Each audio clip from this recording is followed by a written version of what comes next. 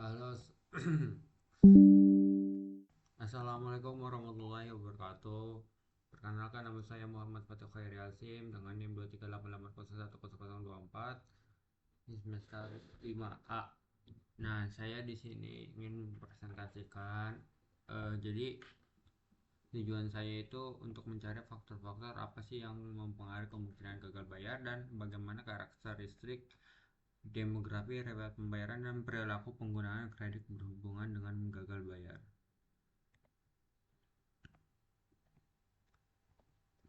Yang pertama, kita mengimpor Pandas, kemudian ada import Matplotlib dan Seaborn. Nah, ini Scalar preprocessing saya menggunakan Mimax Scalar doang, dan ini untuk untuk menampilkan maksimal kolom sama untuk mengatur lebar layarnya. Nah, kemudian di eksplorasi data analis, gambaran umumnya saya mengimpor read CSV, credit card CSV, kemudian ngeprint, save untuk melihat bentuk dari kolom tersebut. Nah, kolom tersebut isinya ada 30.000 dan kolomnya ada 25. Untuk kemudian saya mendescribe ini misalnya untuk melihat count media, count means, standard deviation mean, dan lain-lain. Kemudian di sini untuk mendisplay info yang ada di sini. Kemudian saya juga ingin type dari datanya, itu ada integer, float, dan lain-lain. Nah, kemudian saya ingin melihat apakah data ada yang kosong dan ada yang duplikat. Dan ternyata datanya tidak ada yang kosong dan tidak ada yang duplikat. Nah, di sini datanya saya ingin melihat data teratas, paling atas, untuk ini data height depth. Nah, jadi di sini karena namanya terlalu panjang, jadi saya mengubah menjadi namanya target gitu, influence true. Nah, mengganti nama kolom dengan target. Kemudian di sini saya ingin melihat apakah distribusi dari target itu gimana. Nah, di sini ada figurasi gagal bayar, press subplot, kemudian gagal bayar .py. Nah, labelsnya itu kan gagal bayar sama bayar. Nah, auto picture dan start angle untuk lebih proporsi. Nah, shadownya saya mainin dan wedge pros untuk ada outline-nya seperti ini. Title-nya distribusi gagal bayar dan gagal bayar axis equal biar tetap bulat. Nah, value show. Nah, jadi di sini mayoritas pelanggannya itu 77,99% termasuk dalam kategori gagal bayar, sedangkan hanya sekitar 22,1% pelanggan yang membayar tepat waktu. Ya, jadi implikasinya itu data ini menunjukkan bahwa proporsi yang gagal bayar jauh lebih besar dibandingin yang bayar. Tuh. Nah, di sini saya mapping dari kolom marriage, soalnya biar lebih gampang dibacanya. Jadi di marriage ini ada beberapa isi data. Nah, tapi yang lainnya itu saya anggap other. Jadi single, married, others, sama others. Jadi di F-log, nah di F-log ini untuk mengambil semua yang ada di married label, kemudian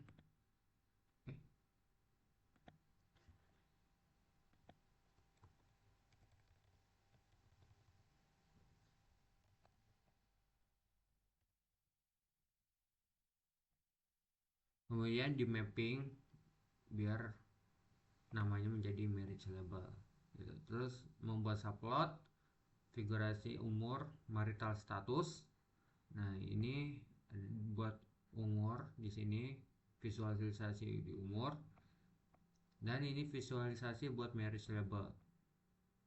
Nah, distribusi umur dan distribusi perkawinan. Jadi sebagian besar pelanggan tuh berusia 20 sampai 20 tahun. Nah, puncak frekuensinya tuh di antara 29 sama 30, 31 gitu, di antara 30. Nah, distribusi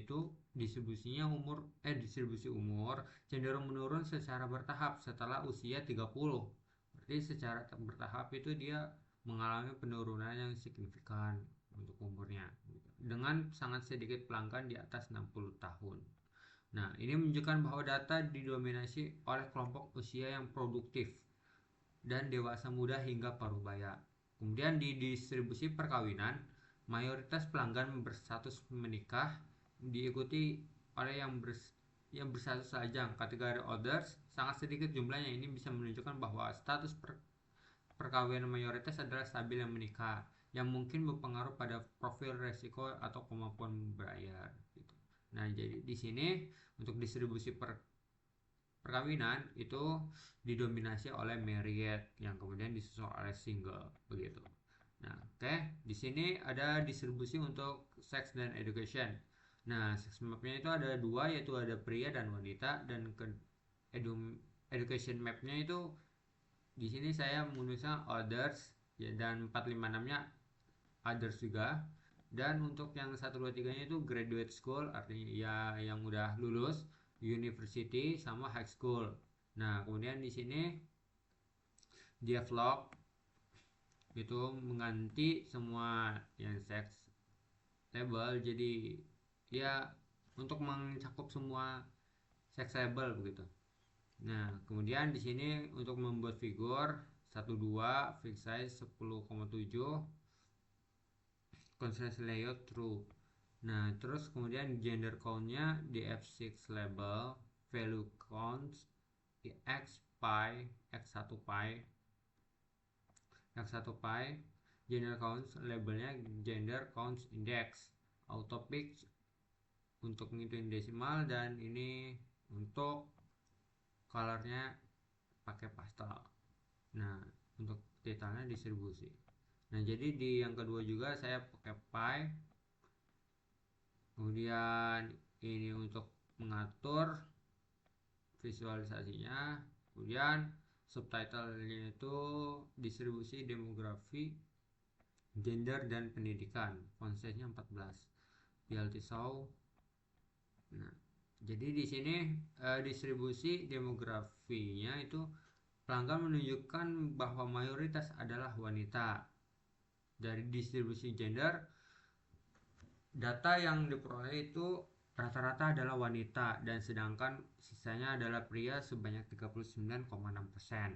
Nah, untuk distribusi pendidikan yang mengisi itu rata-rata banyak dari kalangan university gitu atau orang yang sedang berkuliah, dan disusul oleh orang yang sudah lulus 35,3% dan SMA dan others gitu. Jadi data ini memberikan gambaran bahwa pelanggan didominasi oleh wanita dengan latar pendidikan yang relatif tinggi, yang bisa menjadi faktor penting dalam analisis perilaku pembayaran dan resiko kredit gitu. Nah, kemudian di sini saya ingin melihat nih apakah hubungannya antara tadi distribusi age, distribusi umur, pendidikan, terus distribusi seks, dan distribusi usia, pendidikan, dan hubungan perkawinan. Nah, jadi di sini pertama kita di F target label yang tadi. Jadi target label ini untuk melabeling si target ini biar enggak 01 gitu. Jadi ada labelnya itu bayar dan gagal bayar. Kemudian marriage payment itu ada PD cross tab. Jadi di label ini kita di cross tab ke target, kemudian di stack marriage payment. Marriage payment ini stack, terus kemudian kita reset index, terus kemudian di rename kolomnya jadi level 1 itu target dan 0 itu count. Nah kemudian cross tab juga sama yang seperti tadi. Kemudian kita styling, set stylingnya white grid biar ada gridnya. Kemudian di paletnya bayarnya itu sky blue dan gagal bayar salmon. Kemudian di sini untuk mengatur dari visualisasinya payment tag layout dan penalty show.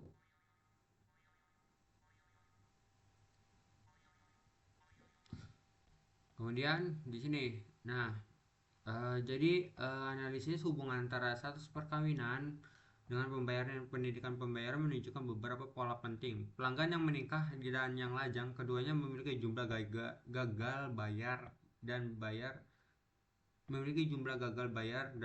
namun jumlah yang membayar lebih tinggi pada kedua kelompok tersebut, terutama pada yang menikah.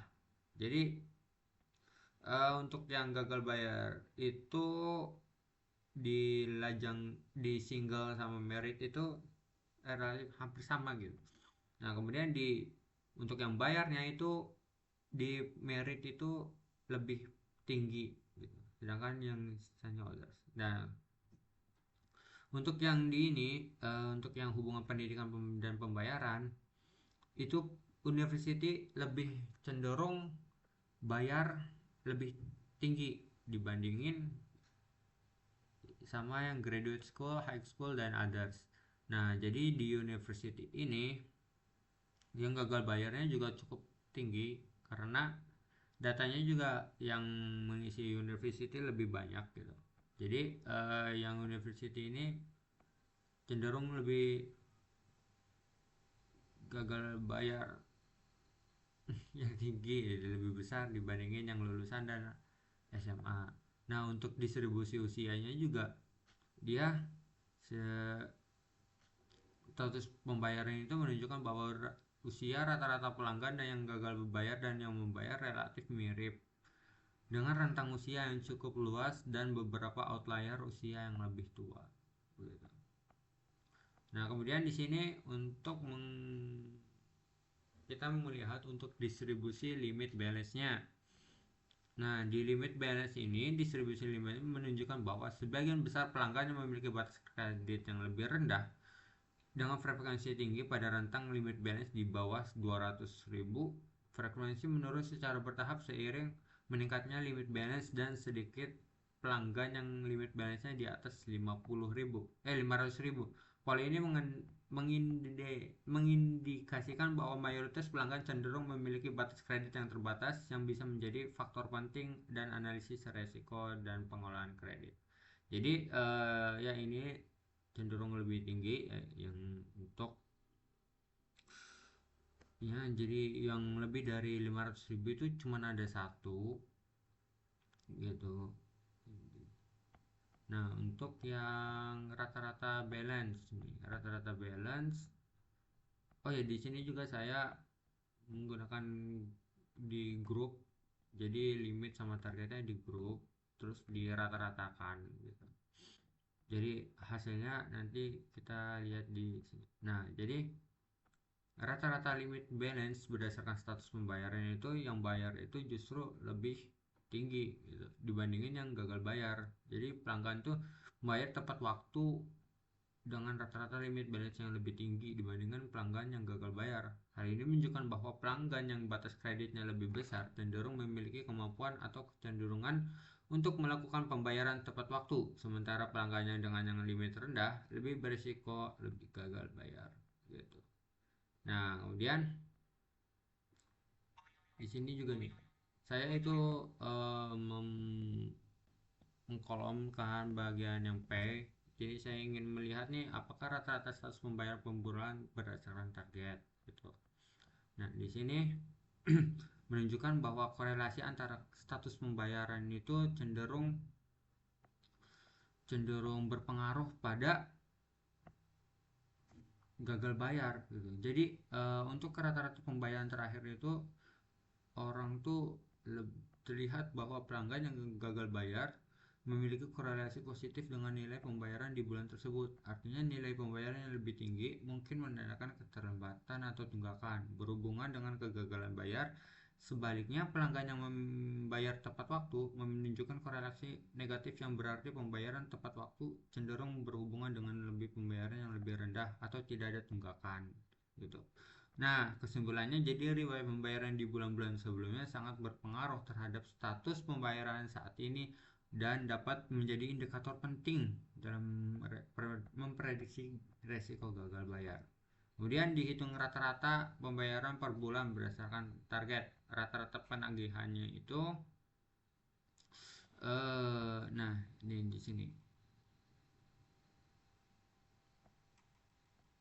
Jadi heatmap ini terlihat bahwa pelanggan yang membayar tepat waktu cenderung memiliki rata-rata tagihan yang lebih tinggi dibandingkan dengan pelanggan yang gagal bayar. Jadi yang yang gagal bayar itu rata-rata tagihannya itu lebih rendah dibandingin yang bayar gitu. Nah, karena hal ini bisa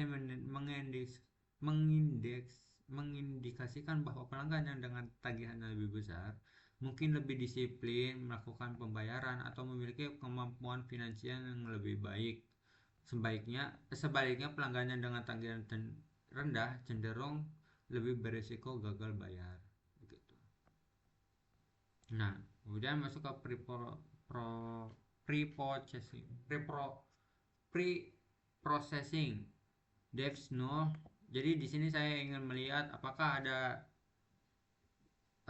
itu yang kosong gitu atau yang penanganan missing value yang tidak diisi kolomnya, dan sedang di sini tidak ada. Kemudian saya ingin mengasumsikan bahwa buat kondisi missing pada marriage label. Nah, tadinya itu di sini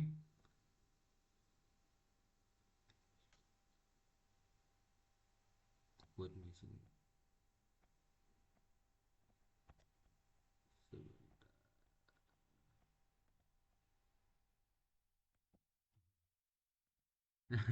Tadi salah belum dihapus. Nah, kemudian saya itu mengecek duplikat. Jadi apakah duplikatnya itu ada atau tidak. Jadi dan di sini tidak ada. Nah, kemudian kita cek outliers. Nah, dicek outlier dan ternyata Wolfgang ini mendeteksi outlier pada beberapa fitur penting menarik seperti limit bal 3 kali ini outlier tinggi, tetapi pada umur itu box plotnya itu eh, tersebar secara merata gitu, tidak seperti yang lain-lainnya yang outliernya sangat tinggi. Nah, maka dari itu di sini saya ingin merapikan biar outlier ini tidak itu apa namanya menangani kasus outlier ini. Nah, kemudian kolomnya jadi saya masukkan dalam satu array. Kemudian di sini ada fungsinya itu untuk operasi dari penanganan outliernya. Kemudian kita diterapkan kepada IKR chappingnya. Nah, kemudian kolom yang ingin divisualisasikan kita masukkan kepada variable calls. Nah, kemudian di sini itu saya untuk menampilkan visualisasi menggunakan looping juga. Jadi di enumerate kolomnya, terus kemudian subplot, dan di sini yang sudah capping, ini yang sebelum capping gitu. Nah,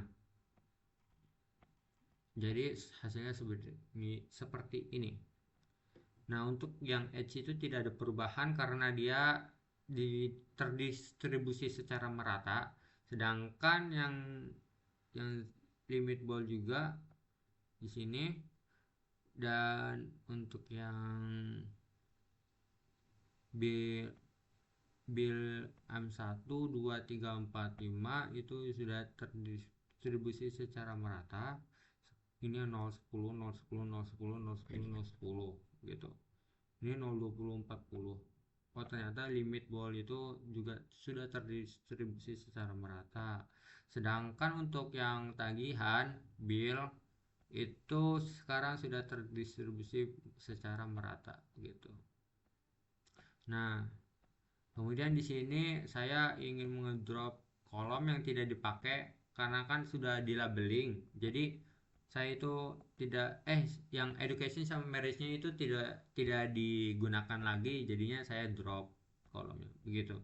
Nah, kemudian di sini saya pilih numerik untuk melihat apakah korelasi antar fitur gitu. Nah, dan ternyata fitur P0 sama P6 itu riwayat pembayaran saling berkorelasi sangat kuat, nilai korelasi hingga 0,82 sampai 0,95 menandakan pola keterlambatan pembayaran yang konsisten antara bulan. Di sini, nah, di sini. Jadi P0 sama P0 ini sangat korelasi ya, sama sangat terikat gitu. Fitur tagihan juga sangat korelasi tinggi. Nah, jadi tagihan juga tuh di sini sangat korelasi dengan bill begitu. Nah, kemudian untuk fitur korelasi fitur P0 target dengan target gagal bersekitar 0, menunjukkan riwayat pembayaran memiliki pengaruh positif yang sedang terhadap risiko gagal bayar. Nah, ini P0 sampai ini itu memiliki korelasi yang sangat positif atau relatif rendah gitu. Jadi terus kemudian fitur limit ball juga memiliki korelasi positif rendah dengan target 0,15, artinya limit kredit sedikit berpengaruh terhadap status gagal bayar. Jadi kesimpulannya itu riwayat pembayaran dan tagihan bayaran fitur yang paling terikat dan relevan untuk memprediksi risiko gagal bayar, sementara faktor demografis seperti usia dan jenis kelamin itu kurang berpengaruh pada dalam konteks ini gitu. Jadi yang paling berpengaruh untuk bulan kedepannya itu gagal bayar atau bayar itu ternyata adalah pembayarannya dengan tagihan bayarnya. Jadi yang paling mempengaruhi si target ini itu adalah bill dengan pay-nya. Nah, di sini ada fitur engineering.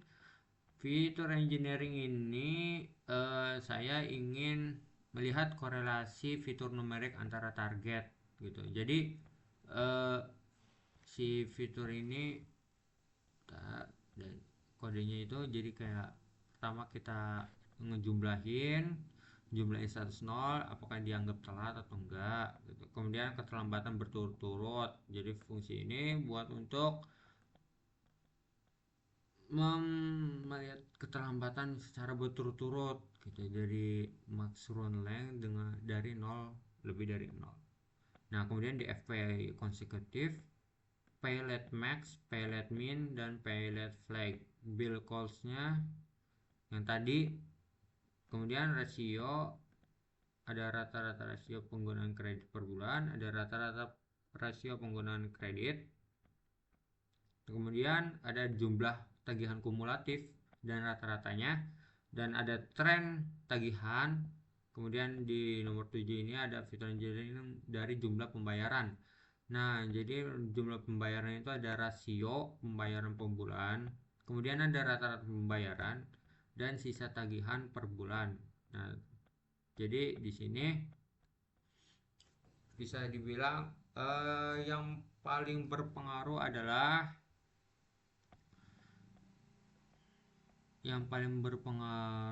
itu terhadap gagal bayar adalah paylet konsekutif, paylet max, dan paylet min yang memiliki korelasi cukup kuat antara 0,3 sampai 0,4.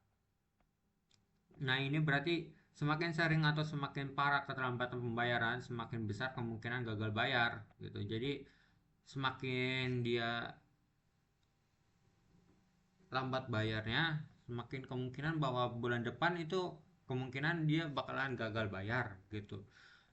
Sebaliknya fitur limit ball dan beberapa jumlah pembayaran memiliki korelasi negatif, menunjukkan bahwa limit kredit yang lebih tinggi dan pembayaran yang lebih besar cenderung berhubungan dengan resiko gagal bayar yang lebih rendah gitu. Fitur lain seperti jenis kelamin sangat kecil dan hampir tidak berpengaruh gitu. Jadi eh, jadi jadi dia semakin dia sering bayar gitu ke depan, di bulan depan itu dia bakalan gampang untuk bayar gitu. Jadi tidak ada keterikatan buat enggak ada ke korela apa ya, menunjukkan bahwa dia tuh negatif lah gitu, negatif dia buat dia tuh bakalan gagal bayar. Dan sedangkan di sini yang paling menunjukkan dia bahwa dia itu bakalan gagal bayar adalah dia tuh bakal, kalau misalkan dia tuh telat bayar gitu. Jangan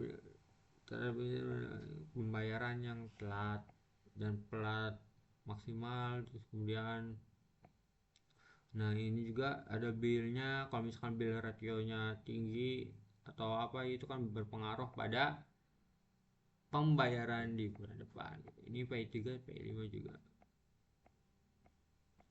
Nah jadi di sini saya untuk nge-save CSV-nya, dan kesimpulan akhirnya itu faktor-faktor yang paling mempengaruhi kemungkinan gagal bayar adalah riwayat keterlambatan pembayaran, kayak fitur pay late seperti pay late konsekutif, pay late max adalah indikator utamanya risiko gagal bayar yang korelasi positif yang cukup kuat. Riwayat pembayaran bulanan 0 pay 0 sampai 6 juga sangat berpengaruh, menunjukkan pola keterlambatan yang konsisten meningkatkan risiko gagal bayar. Limit balance batas kredit ada dan jumlah pembayaran bulanan memiliki korelasi negatif dengan gagal bayar. Artinya pelanggan dengan limit yang pembayaran lebih tinggi cenderung itu lebih disiplin dan berisiko gagal bayar yang lebih rendah. Nah, faktor demografis seperti usia dan jenis kelamin itu memiliki pengaruh yang sangat kecil gitu. Jadi tidak ada pengaruhnya dalam usia dan jenis kelamin gitu. Jadi karakteristik demografinya itu, pertama itu mayoritas pelanggan itu adalah wanita dengan usia produktif 20 sampai 50 tahun dan berpendidikan di universitas atau lulusan gitu, lulusan univ. Nah, kemudian pelanggan penikahnya tuh pelanggan menikah dan lajang itu memiliki proporsi gagal bayar dan bayar yang cukup seimbang. Jadi tidak ada kaitannya nih kalau misalkan dia wanita atau pria bakalan gagal bayarnya lebih tinggi atau lebih rendah gitu. Nah, kemudian di sini ada pelanggan yang dengan pendidikan lebih tinggi cenderung memiliki pembayaran tepat waktu dan lebih banyak gitu. Pelanggan dengan pendidikan yang lebih, berarti semakin dia tinggi pendidikannya, jadi semakin dia tuh mungkin memiliki kesadaran gitu bahwa dia tuh, atau mungkin dia juga memiliki eh, pendapatan yang tinggi gitu. Jadi tidak pengaruh lah kalau dia tuh bakalan gagal bayar gitu. Kemungkinan gagal bayarnya itu kan sangat kecil gitu. Jadi limit kredit dan tagihan bulanan yang lebih tinggi biasanya berhubungan dengan pembayaran tepat waktu. Jadi limit kredit itu dengan tagihan bulanan yang lebih tinggi biasanya berhubungan dengan pembayaran yang lebih tepat waktu. Terus pada data limit kredit dan tagihan bulanan perlu ditangani agar tidak lebih akurat. Begitu. Mungkin cukup sekian dari saya. Kurang lebihnya mohon maaf. Wabillahi taufiq wal hidayah. Wassalamualaikum warahmatullahi wabarakatuh.